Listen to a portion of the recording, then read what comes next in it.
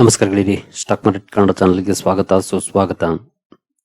ಗೆಳೆಯರಿ, ವಿಡಿಯೋದಲ್ಲಿ ನೀವೀಗಾಗಲೇ ಹಲವು ಪ್ರಶ್ನೆಗಳನ್ನ ಮಾಡ್ತಿರುವಂತ ಒಂದು ಸ್ಟಾಕ್ ನ ಬಗ್ಗೆ ಕವರ್ ಮಾಡ್ತಾ ಇದೀನಿ. ಅದ್ರ ಜೊತೆಗೆ ಇನ್ನೊಂದಷ್ಟು ಬ್ರೇಕಿಂಗ್ ಸುದ್ದಿಗಳಿದ್ದಾವೆ ಮಾರ್ಕೆಟ್ಗೆ ಸಂಬಂಧಪಟ್ಟಂತೆ, ಹಾಗೆ ಇಂಡಿವಿಜುವಲ್ ಸ್ಟಾಕ್ ಗಳಿಗೆ ಸಂಬಂಧಪಟ್ಟಂತೆ. ಅದ್ರ ಬಗ್ಗೆ ಕೂಡ ಒಂದಷ್ಟು ವಿಷಯವನ್ನ ನಾವು ತಿಳ್ಕೊಳ್ಳುವಂತ ಪ್ರಯತ್ನವನ್ನ ಮಾಡೋಣ. ಆಸ್ ಯೂಶುವಲ್ ಮುಂದುವರಿಯ ಮುಂಚೆ ಡಿಸ್ಕ್ಲೇಮರ್ ಕೊಡ್ಲಿಕ್ಕೆ ಇಷ್ಟಪಡ್ತೇನೆ. ಇಲ್ಲಿ ಕವರ್ ಮಾಡ್ತಿರುವಂತ ಯಾವುದೇ ಸ್ಟಾಕ್ ಅನ್ನು ಕೂಡ ರೆಕಮೆಂಡ್ ಮಾಡ್ತಿಲ್ಲ. ನೀವು ಫರ್ದರ್ ಸ್ಟಡಿ ಮೆಡಿಟೇಷನ್ ತಗೊಳ್ಬಹುದು. ಆಸ್ ಎಜುಕೇಶನಲ್ ಪರ್ಪಸ್ ನಾನು ವಿಡಿಯೋ ಮುಂದೆ ತರ್ತಾ ಇದ್ದೀನಿ. ಹಾಗೆ ಡಿಸ್ಕ್ರಿಪ್ಷನ್ ಅಲ್ಲಿ ಅಕೌಂಟ್ ಓಪನಿಂಗ್ ಲಿಂಕ್ ಇದೆ, ಅಕೌಂಟ್ ಅನ್ನು ಓಪನ್ ಮಾಡ್ಕೊಳ್ಬಹುದು. ಹಾಗೆ ಇನ್ವೆಸ್ಟ್ಮೆಂಟ್ ಗೆ ಸಂಬಂಧಪಟ್ಟಂತೆ ನಿಮ್ಗೆ ಏನಾದ್ರು ಸಪೋರ್ಟ್ ಬೇಕು ಅಂತಂದ್ರೆ ಇಲ್ಲಿರುವಂತಹ ನಂಬರ್ ಗಳ ಮೂಲಕ ನಮ್ಮ ಟೀಮ್ ಅನ್ನ ಕಾಂಟ್ಯಾಕ್ಟ್ ಮಾಡಬಹುದು. ಇಲ್ಲಿ ಮೆನ್ಷನ್ ಮಾಡಿರುವಂತಹ ಎಲ್ಲ ಸರ್ವಿಸಸ್ ನಮ್ಮ ಮೂಲಕ ಸಿಗುತ್ತೆ. ಬಟ್ ಕಂಡೀಷನ್ ಒಂದೇ, ನಮ್ಮ ಮೂಲಕ ಅಕೌಂಟ್ ಓಪನ್ ಆಗಿರ್ಬೇಕು. ಹಾಗಾಗಿ ಅಕೌಂಟ್ ಅನ್ನು ಓಪನ್ ಮಾಡ್ಕೊಳ್ಳಿ, ಕಾಂಟ್ಯಾಕ್ಟ್ ಮಾಡಿ. ಗೆಳೆಯರು, ಮೊದಲಿಗೆ ಕಲ್ಯಾಣ್ ಜುವೆಲ್ಲರ್ಸ್ ಸ್ಟಾಕ್ ಬಗ್ಗೆ ಒಂದು ಸುದ್ದಿ ಬಂದಿದೆ. ಆ ಸುದ್ದಿ ಬಗ್ಗೆ ತಿಳ್ಕೊಂಡು ಮುಂದುವರಿಯೋಣ. ಯಾಕೆಂದ್ರೆ ಈಗಾಗಲೇ ಹಲವು ಪ್ರಶ್ನೆಗಳನ್ನ ಈ ಸುದ್ದಿಯ ಬಗ್ಗೆ ಮಾಡಿದ್ದೀರಿ ಮಾರ್ನಿಂಗ್ ಇಂದ ಕೂಡ. ಕಲ್ಯಾಣ್ ಜುವೆಲ್ಲರ್ಸ್ ಅಲ್ಲಂತೂ ಇವತ್ತು ತುಂಬಾ ಒಳ್ಳೆ ಪರ್ಫಾರ್ಮೆನ್ಸ್ ನೋಡ್ಲಿಕ್ಕೆ ಸಿಕ್ಕಿದೆ. ನೋಡಬಹುದು 14.66% ರ್ಯಾಲಿ ಸ್ಟಾಕ್ ಅಲ್ಲಿ ಇವತ್ತು ನೋಡ್ಲಿಕ್ಕೆ ಸಿಕ್ಕಿದೆ. ಗ್ಯಾಪ್ ಅಪ್ ಅಲ್ಲಿ ಓಪನ್ ಆಯ್ತು, ಆ ನಂತರ ಕೂಡ ಒಳ್ಳೆ ರ್ಯಾಲಿ ಕಂಟಿನ್ಯೂ ಆಗಿ ಓವರ್ ಆಲ್ 14.5% ಅಪ್ ಅಲ್ಲಿ ಸ್ಟಾಕ್ ಕ್ಲೋಸಿಂಗ್ ಅನ್ನ ಕೊಟ್ಟಿದೆ. ಖಂಡಿತ ತುಂಬಾ ದಿನದಿಂದ ಅಂಡರ್ ಪರ್ಫಾರ್ಮೆನ್ಸ್ ಅನ್ನ ಮಾಡಿರುವಂತಹ ಸ್ಟಾಕ್ ಇದು. ಲಾಸ್ಟ್ 6 ಮಂತ್ಸ್ ಪರ್ಫಾರ್ಮೆನ್ಸ್ ಅನ್ನು ಓಪನ್ ಮಾಡಿದ್ರೆ ನೋಡಬಹುದು ಸ್ಟೀಪ್ ಡೌನ್ ಫಾಲ್ ನೋಡ್ಲಿಕ್ಕೆ ಸಿಕ್ತು. ಆನಂತರ ಈಗ ಒಂದಷ್ಟು ರಿಕವರಿ ಕೂಡ ನೋಡ್ಲಿಕ್ಕೆ ಸಿಗ್ತಾ ಇದೆ. 1 ಇಯರ್ ಪರ್ಫಾರ್ಮೆನ್ಸ್ ಅನ್ನು ಓಪನ್ ಮಾಡಿದ್ರೆ ಇಲ್ಲೂ ಕೂಡ ನೋಡಬಹುದು. ಐಯಿಂದ ನಾವು ಕ್ಯಾಲ್ಕುಲೇಟ್ ಮಾಡಿದ್ರೆ ಈಗಲೂ ಕೂಡ 20-25% ವರೆಗೂ ಡೌನ್ ಅಲ್ಲೇ ಇದೆ ಸ್ಟಾಕ್. ಹಾಗೆ ನಾವು ಇದರ ಪೀಕ್ ಏನಿತ್ತು ಜನವರಿ 2025 ಅಲ್ಲಿ ಪೀಕ್ ಅಚೀವ್ ಆಗಿತ್ತು.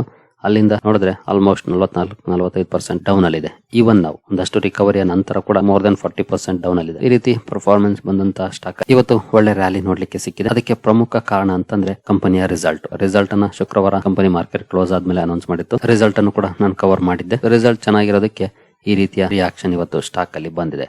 ಇದ್ರ ಜೊತೆಗೆ ಕಂಪನಿಯ ಮ್ಯಾನೇಜ್ಮೆಂಟ್ ಇಂದ ಇನ್ನೊಂದು ಅಪ್ಡೇಟ್ ಕೂಡ ಬಂದಿದೆ. ನೋಡಬಹುದು, Kalyan jewellers target promoter pledge reduction as strong Q3 lifts margins profits. ಕಂಪನಿಯ ಪ್ರಾಫಿಟ್ ಮಾರ್ಜಿನ್ ಹಾಗೂ ಪ್ರಾಫಿಟ್ ಜಾಸ್ತಿ ಆಗಿರೋ ಈ ಸಂದರ್ಭದಲ್ಲಿ ಕಂಪನಿಯ ಮ್ಯಾನೇಜ್ಮೆಂಟ್ ಪ್ರಮೋಟರ್ ಪ್ಲೆಡ್ಜ್ ರಿಡಕ್ಷನ್ ಬಗ್ಗೆ ಟಾರ್ಗೆಟ್ ಮಾಡ್ತಿದ್ದಾರೆ. ಈ ಬಗ್ಗೆ ಅಪ್ಡೇಟ್ ಅನ್ನ ರಮೇಶ್ ಕಲ್ಯಾಣ್ ರಾಮನ್ ಅವರು ಕೊಟ್ಟಿದ್ದಾರೆ. ಅನಲಿಸ್ಟ್ ಕ್ವೆರಿಗೆ ಆನ್ಸರ್ ಮಾಡುವಂತಹ ಸಂದರ್ಭದಲ್ಲಿ ಇವರು ಉತ್ತರ ಕೊಟ್ಟಿದ್ದಾರೆ. ಹಾಗಾಗಿ ಇದು ಕೂಡ ಒಂದಷ್ಟು ಪಾಸಿಟಿವ್ ಆಗಿ ಇಂಪ್ಯಾಕ್ಟ್ ಮಾಡಿರುತ್ತೆ. ಯಾಕಂದ್ರೆ ಕಂಪನಿಯ ಪ್ರಮೋಟರ್ಸ್ ಈ ಹಿಂದೆ ಪ್ಲೆಡ್ಜ್ ಅನ್ನ ಮಾಡಿದ್ರು, ಬಟ್ ಅದು ಯಾಕೆ ಅಂತ ಕೂಡ ಕಂಪನಿ ಮ್ಯಾನೇಜ್ಮೆಂಟ್ ಈ ಹಿಂದೆ ಅಪ್ಡೇಟ್ ಅನ್ನ ಕೊಟ್ಟಿತ್ತು. ವಾರ್ಬರ್ಗ್ ಪಿನಕಸ್ ಅವರಿಂದ ಸ್ಟೇಕ್ ಅನ್ನ ತಗೊಳ್ಳಿಕ್ಕೆ ನಾವು ಪ್ಲೆಡ್ಜ್ ಮಾಡಿದ್ದೀವಿ ಅಂತ. ಅದೇ ಕಾರಣಕ್ಕೆ ಒಂದಷ್ಟು ನೆಗೆಟಿವ್ ರಿಯಾಕ್ಷನ್ ಕೂಡ ಬಂದಿತ್ತು ಸ್ಟಾಕ್ ಅಲ್ಲಿ, ಪ್ಲೆಡ್ಜ್ ಜಾಸ್ತಿ ಆಗಿದೆ ಅನ್ನೋ ಕಾರಣಕ್ಕಿನ. ಆಗ ಕಂಪನಿ ಕ್ಲಾರಿಫಿಕೇಶನ್ ಅನ್ನು ಕೂಡ ಕೊಟ್ಟಿತ್ತು. ಬಟ್ ಸ್ಟಿಲ್ ಸ್ಟಾಕ್ ಅಲ್ಲಿ ನಂತ ದೊಡ್ಡ ರಿಕವರಿ ನೋಡ್ಲಿಕ್ಕೆ ಸಿಕ್ಕಿರ್ಲಿಲ್ಲ. ಬಟ್ ಇವತ್ತು ಎಸ್ಪೆಷಲಿ ರಿಸಲ್ಟ್ ಚೆನ್ನಾಗಿ ಬಂದ ನಂತರ, ಹಾಗೆ ಮ್ಯಾನೇಜ್ಮೆಂಟ್ ಇಂದ ಈ ರೀತಿಯ ಅಪ್ಡೇಟ್ ಗಳು ಬಂದ ನಂತರ ಒಳ್ಳೆ ಪರ್ಫಾರ್ಮೆನ್ಸ್ ಕೂಡ ನೋಡ್ಲಿಕ್ಕೆ ಸಿಕ್ಕಿದೆ. ಹಾಗೆ ಇನ್ನೂ ಒಂದು ಸುದ್ದಿ ಬಂದಿದೆ. ಅದು ತುಂಬಾ ಜನ ಈಗಾಗಲೇ ಕಮೆಂಟ್ ಸೆಕ್ಷನ್ ಅಲ್ಲಿ ಕೇಳಿರುವಂತದ್ದು, ಹಾಗೆ ಕಾಯ್ತಾ ಇರುವಂತಹ ಸುದ್ದಿ. ನೋಡಬಹುದು, Kalyan jewellers flag alleged market manipulation to SEBI seek suspension from F&O segment. ಈ ಸುದ್ದಿ ಏನಿದೆ ಇದು ಮಾರ್ನಿಂಗ್ ಬಂತು. ಅನಂತರ ಸಾಕಷ್ಟು ಜನರಲ್ಲಿ ಸ್ವಲ್ಪ ಗೊಂದಲ ಉಂಟಾಗಿದೆ. ಅಂದ್ರೆ ಕಂಪನಿಯ ಮ್ಯಾನೇಜ್ಮೆಂಟ್ ಅಥವಾ ಕಂಪನಿ ಕೇಳ್ತಾ ಇದೆಯಾ F&O ಸೆಗ್ಮೆಂಟ್ ಇಂದ ಬ್ಯಾನ್ ಮಾಡಿ ಅಂತ. ಹೌದು, ಆದ್ರೆ ಇದು ಇವಾಗಿಂದಲ್ಲ. ರಿಪೋರ್ಟ್ ಬಂದಿರೋದು ಅಥವಾ ಸುದ್ದಿ ಬಂದಿರೋದು ಈಗ, ಆದ್ರೆ ಇದು 2025ರಲ್ಲಿ ಕಂಪನಿ ಕೇಳ್ಕೊಂಡಿರುವಂತದ್ದು ಸೆಬಿಗೆ. ಬಟ್ ಸೆಬಿ ಆನಂತರ ಯಾವ ರೀತಿ ಆಕ್ಷನ್ ತಗೊಂಡಿದೆ ಅದ್ರ ಬಗ್ಗೆ ಅಪ್ಡೇಟ್ ಇಲ್ಲ, ಈಗ ಬಂದಿಲ್ಲ ಅದಕ್ಕೆ ಸಂಬಂಧಪಟ್ಟಂತೆ ಏನೂ. ಬಟ್ ಕಂಪನಿಯ ಮ್ಯಾನೇಜ್ಮೆಂಟ್ ಇದನ್ನ ಕೇಳಿದೆ ಆಕ್ಚುಲಿ ಆಗಿ. ನೋಡಬಹುದು, Kalyan jewellers has approached the market regulator alleging unfair and manipulative trading practices in its stock and has sought regulatory intervention including temporary suspension of trading in the futures and options segment until an inquiry is completed. ಅಂದ್ರೆ ನಮ್ಮ ಕಂಪನಿಯ share ಅಲ್ಲಿ manipulative trading practices ನಡೀತಾ ಇದೆ. ಇದನ್ನ ನೀವು ಇಂಟರ್ವ್ಯೂನ್ ಮಾಡಿ solve ಮಾಡಬೇಕು. ಹಾಗೆ ಸ್ವಲ್ಪ ದಿನದ ಮಟ್ಟಿಗೆ ಫ್ಯೂಚರ್ ಅಂಡ್ ಆಪ್ಷನ್ಸ್ ಅಲ್ಲಿ ಟ್ರೇಡಿಂಗ್ ಮಾಡೋದನ್ನ ಸಸ್ಪೆಂಡ್ ಮಾಡಬೇಕು ಅಂತ ಕಂಪನಿ ಕೇಳ್ಕೊಂಡಿದೆ ಸೆಬಿಯನ್ನ. ಗೊತ್ತಿಲ್ಲ ಕಂಪನಿ ಮ್ಯಾನೇಜ್ಮೆಂಟ್ ಅಥವಾ ಕಂಪನಿ ಏನನ್ನ ಅಬ್ಸರ್ವ್ ಮಾಡಿತ್ತು ಅಂತ. ಯಾಕಂದ್ರೆ ಏನಾದ್ರೂ ಅಬ್ಸರ್ವೇಷನ್ ಮಾಡಿದ್ಮೇಲೆನೆ ಈ ರೀತಿ ಪ್ರಶ್ನೆ ಮಾಡ್ಲಿಕ್ಕೆ ಸಾಧ್ಯ ಅಥವಾ ಲೆಟರ್ ಬರೀಲಿಕ್ಕೆ ಸಾಧ್ಯ. ಸುಮ್ನೆ ಅಂತೂ ಬರೆಯಕ್ ಆಗೋದಿಲ್ಲ.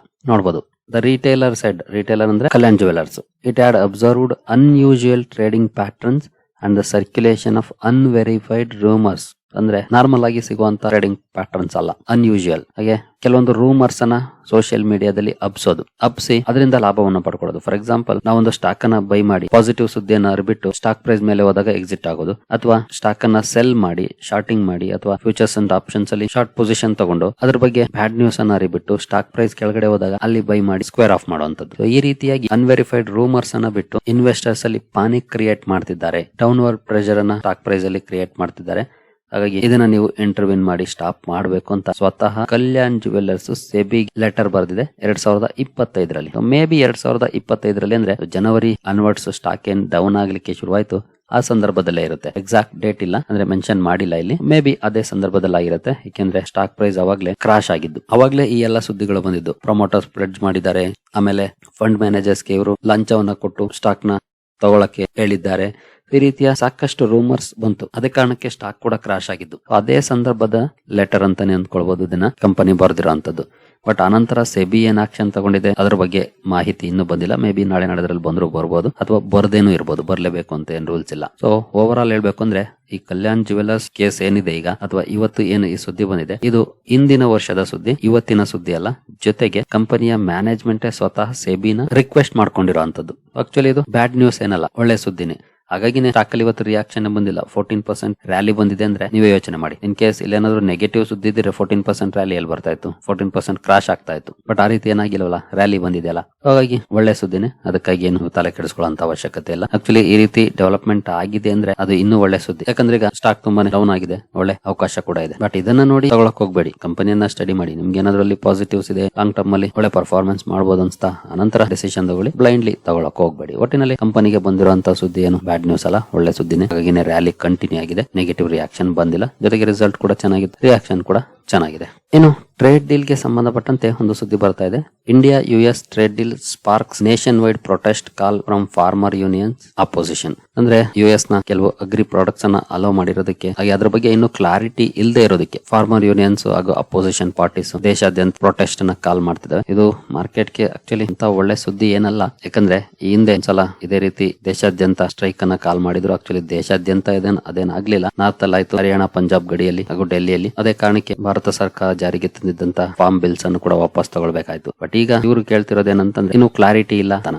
ಕ್ಲಾರಿಟಿ ಇಲ್ಲದ್ಮೇಲೆ ಯಾಕೆ ಪ್ರೊಟೆಸ್ಟ್ ಮಾಡ್ಬೇಕು ಗೊತ್ತಿಲ್ಲ. ಮೇ ಬಿ ಒಂದು ರೀತಿಯ ಪ್ರೆಷರ್ ಅನ್ನ ಕ್ರಿಯೇಟ್ ಮಾಡ್ಬೇಕು ಅಂತ ಇರಬಹುದು. ನೋಡೋಣ ಇನ್ನು ಏನೆಲ್ಲ ಡೆವಲಪ್ಮೆಂಟ್ಸ್ ಆಗುತ್ತೆ ಅಂತ. ಜೊತೆಗೆ ಲಾಸ್ಟ್ ಟೈಮ್ ಬಂದಂತ ಸಪೋರ್ಟ್ ಈ ಸಲ ಕೂಡ ಸಿಗುತ್ತಾ, ಇದಕ್ಕೆ ಕಾದು ನೋಡ್ಬೇಕಾಗಿದೆ. ಆಕ್ಚುಲಿ ತುಂಬಾ ಜನ ಹೇಳೋದು ಫಾರ್ಮ್ ಲಾಸ್ ಚೆನ್ನಾಗಿತ್ತು ಅಂತ. ಬಟ್ ನಿಮ್ಗೆ ಏನನ್ಸುತ್ತೆ ಕಮೆಂಟ್ ಮಾಡಿ ಅವಾಗಿಂದು. ಬಟ್ ಈಗ ಟ್ರೇಡ್ ಡೀಲ್ ಗೆ ಸಂಬಂಧಪಟ್ಟಂತೆ ಈ ಪ್ರೊಟೆಸ್ಟ್ ಅನ್ನ ಕಾಲ್ ಮಾಡ್ತಾ ಇರೋದು. ಬಟ್ ಇಲ್ಲಿ ಇನ್ನು ಕ್ಲಾರಿಟಿ ಇಲ್ಲ, ನೋಡೋಣ. ಇನ್ನು IT ಸ್ಟಾಕ್ಸ್ ಗೆ ಸಂಬಂಧಪಟ್ಟಂತೆ ನೋಡಬಹುದು. ₹2.5 lakh crore wiped out in 3 days as IT stocks crash. ಕಳೆದ 3 ದಿನಗಳಲ್ಲಿ IT ಸ್ಟಾಕ್ಸ್ ಅಲ್ಲಿ ಭರ್ಜರಿ ನೆಗೆಟಿವ್ ರಿಯಾಕ್ಷನ್ ಬಂದಿದೆ. ಇವತ್ತೇನಂತ ದೊಡ್ಡ ನೆಗೆಟಿವ್ ರಿಯಾಕ್ಷನ್ ಇಲ್ಲದೆ ಇರಬಹುದು. ಬಟ್ ಪ್ರೀವಿಯಸ್ 2 days ಅಂತೂ ಜಾಸ್ತಿನೇ ಡೌನ್ ಆಗಿದ್ದು. ಇದು ಸುಮಾರು 2.5 ಲಕ್ಷ ಕೋಟಿಯನ್ನು ಲಾಸ್ ಮಾಡಿದೆ ಮಾರ್ಕೆಟ್ ಕ್ಯಾಪ್ ಅಲ್ಲಿ. ಓವರ್ ಆಲ್ IT ಇಂಡೆಕ್ಸ್ ಅಲ್ಲಿ ಇರುವಂತಹ ಸ್ಟಾಕ್ ಗಳಲ್ಲಿ ಸುಮಾರು 8% ಕರೆಕ್ಷನ್ ಆಗಿದೆ. ಇಲ್ಲಿ ಖಂಡಿತ ಒಂದಷ್ಟು ಕಾರ್ಮೋಡ ಇದೆ ಅಂತಾನೆ ಹೇಳ್ಬೋದು. ಬಟ್ ಇದರ ಇಂಪ್ಯಾಕ್ಟ್ ಇನ್ನು ಎಷ್ಟರ ಮಟ್ಟಿಗೆ ಇರುತ್ತೆ ಅನ್ನೋದಕ್ಕೆ ಸ್ವಲ್ಪ ಸಮಯ ಬೇಕಾಗುತ್ತೆ. ಮೇ ಬಿ ಸ್ವಲ್ಪ ಸಮಯದ ನಂತರ ನಮ್ಗೆ ಇನ್ನೊಂದಷ್ಟು ಕ್ಲಾರಿಟಿ ಸಿಗಬಹುದು. ಹಾಗಾಗಿ ಅಲ್ಲಿವರೆಗೂ ಕಾಯೋದು ಬೆಟರ್ ಆಗುತ್ತೆ IT ಸೆಕ್ಟರ್ ಅಲ್ಲಿ. ಇನ್ನು ನೆಕ್ಸ್ಟ್ ಗ್ರೋಗೆ ಸಂಬಂಧಪಟ್ಟಂತೆ ಹಾಗೂ ಬ್ರೋಕಿಂಗ್ ಕಂಪನೀಸ್ ಗೆ ಸಂಬಂಧಪಟ್ಟಂತೆ ಒಂದು ಅಪ್ಡೇಟ್ ಬಂದಿದೆ.